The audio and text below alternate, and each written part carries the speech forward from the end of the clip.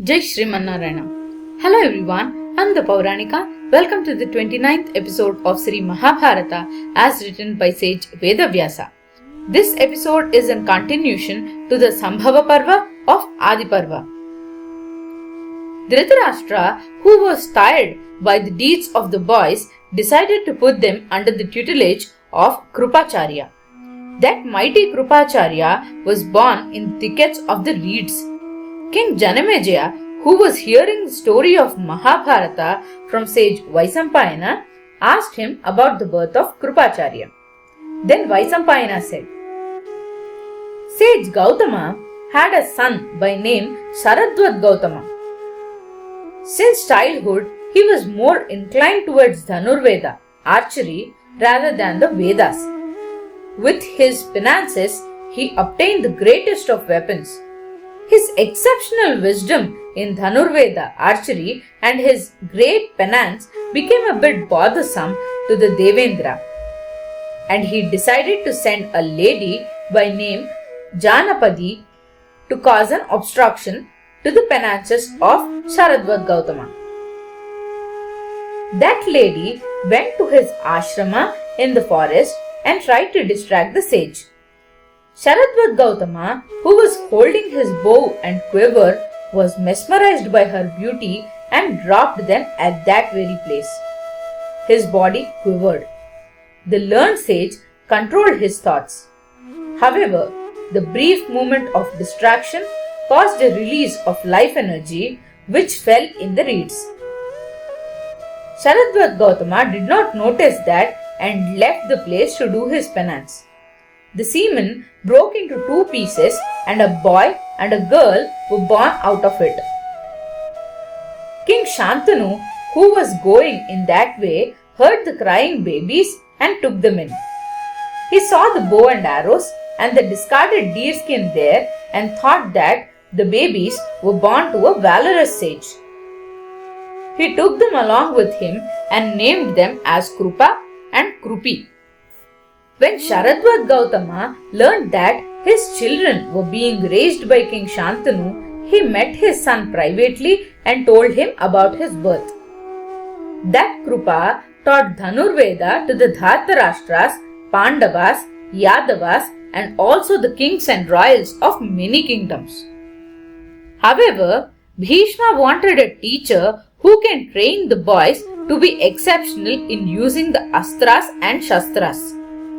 He started searching for such great teacher and he came across Dronacharya. Like Krupacharya, Dronacharya's birth was also unusual. In a place called Gangadwara, there lived a sage by name Bharadwaja. He was respected by everyone for his great penances. One day, sage Bharadwaja along with few other sages went to river Ganga to take a bath. There, he saw a young and beautiful Apsara by name Gritachi. The sage saw her and was distracted by her beauty. As he did not wish to waste the life essence his body emitted, he collected it in a kalasha, a tumbler.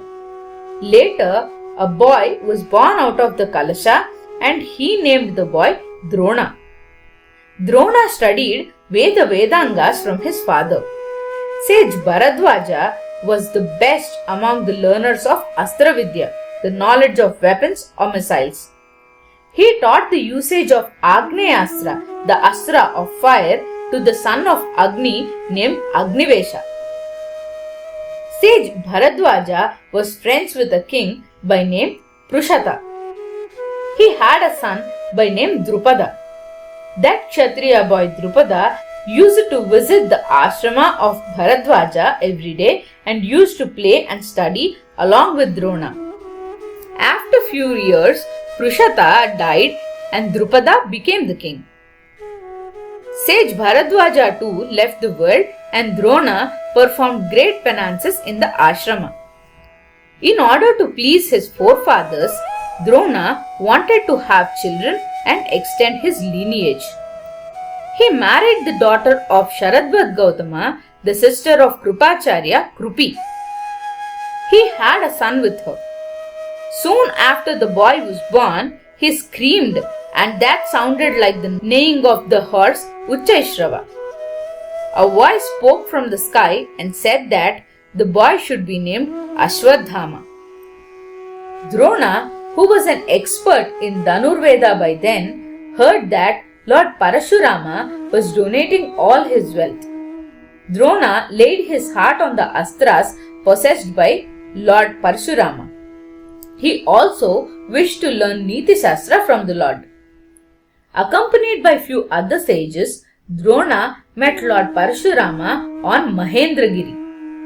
He introduced himself to be from the Angirasa lineage, touched his head to the ground and bowed to the mighty Parashurama.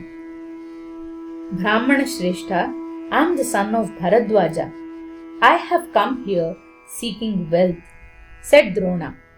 Then Parashurama said, I have donated all the gold to the Brahmanas, the entire landmass along with the seas to Kashyapa. Now I have only this body and great astras and shastras. Choose any one of these or both. I am willing to give you.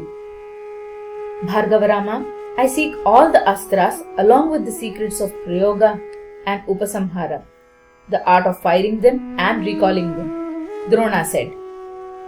Parashurama gave him the astras and taught him the rules in relation to their usage. With those astras in his possession, Drona became an expert in Astra Vidya too. Later, after few days, Drona along with his wife and son came to Hastinapura and started living there. One day, the Pandavas and Kauravas went to the outskirts of Hastina to play. While they were playing, a Vita, a pebble that they were using in their sport, fell into a well. They tried to fetch it out but couldn't. There they saw a thin Brahmana with grey hair. That man had just finished his prayers to the fire. As the boy sought his help, he smiled and said, What is the use of your education, strength and courage? You were born in the great Bharatavamsha and you are failing in such small task. Look, I'll pull your stone and this ring of mine using arrows. If I do so, can you get me a job? He asked. Then the eldest one, Yudhishthira, said, Brahmana, with the permission of Krupacharya, you can get a permanent position. Then Drona fired an arrow that was stuck to the stone. He then fired another arrow that stuck to the end of the first arrow. That way, he pulled out the pebble and his ring too. The boys were awestruck at Drona's prowess and asked him to suggest what should they do next. Drona told them to inform Bhishma about him. Bhishma too was convinced that Drona would be the best teacher for his grandsons. He met Drona and inquired about the reasons for his arrival at Hastinapura. Then Drona said, Gangeya, when I was a young boy, I went to sage Agnivesha to learn Dhanurveda from him. During the same time, the prince of King Panchala, Yagyasena, Drupada, the prince of kingdom Panchala, Yagyasena, Drupada, used to study along with me. We were the best of friends and used to share everything. One day, Drupada said something very pleasing to me. He said that once he becomes the king, I'll own everything in his kingdom. Later we were separated. I got married and had a son. He became the king. One day, few of Ashwadhama's friends started teasing him that he doesn't know the taste of milk. So we gave him flour mixed with water and he joyously told his friends that he drank milk. The friends who understood that to be flour water teased him. I was upset that I couldn't provide milk to my son and went to my old friend Drupada. All I wanted was a cow. I introduced myself and told him that I was his friend Drona. He said that I was being ridiculous to call him my friend, as friendships do not last after a period of time. He said that as we were equals in the past, we were friends, and as our situations changed now, I couldn't call him my friend. If I wished to, he said that he would provide me with one good meal.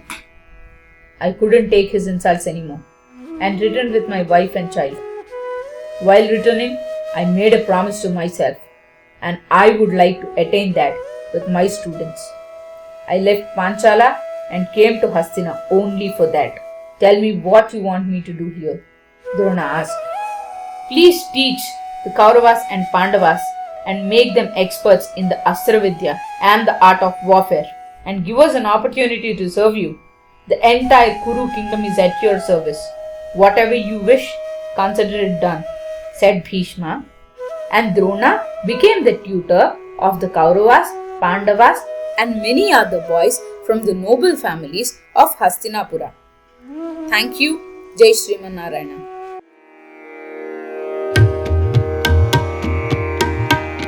Thank you.